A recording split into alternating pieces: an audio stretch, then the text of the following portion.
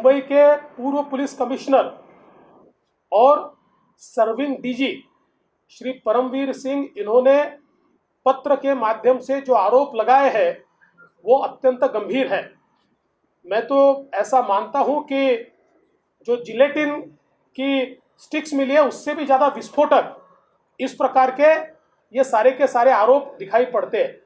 विशेष रूप से इन आरोपों की गंभीरता इसलिए भी बढ़ती है कि ये आरोप एक सर्विंग डीजी ने लगाए हुए हैं और इन आरोपों के साथ उसकी पुष्टि करने के लिए उन्होंने व्हाट्सएप चैट या SMS चैट, जो भी कुछ वो समझ में नहीं आ रहा उस लेटर में से कौन सी चैट है, लेकिन जो चैट उन्होंने लगाई हुई है इसमें बिल्कुल स्पष्टता के साथ वो जिनके साथ बातचीत हो रही है वो कह रहे हैं कि इतने रेस्टोरेंट से इतने पैसे, इतने बार से इतने पैसे, इतना पैसा जमा करने को बोला है।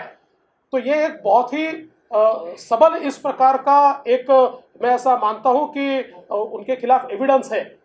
ऐसे समय हमारी मांग है कि गृह मंत्री जी ने तुरंत इस्तीफा देना चाहिए। वो नहीं देते हैं तो उनको मुख्यमंत्री जी ने हटाना चाहिए और इसकी निष्पक्ष जांच होनी चाहिए।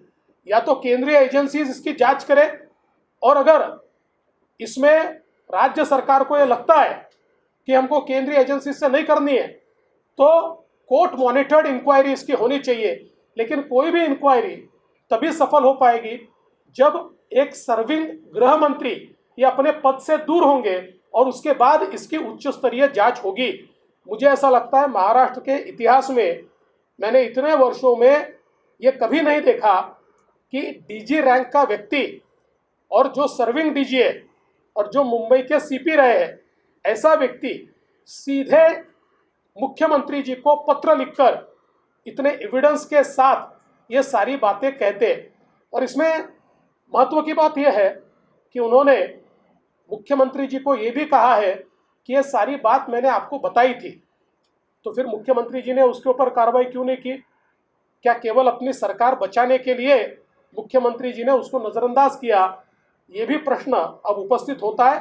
हमारी मांग है कि तुरंत गृह मंत्री महाराष्ट्र इनको उनके पद से हटाया जाए, या तो वो इस्तीफा दे या उनको हटाया जाए और इसकी निष्पक्ष जांच ये तुरंत की जाए। इस प्रकार की हमारी मांग है।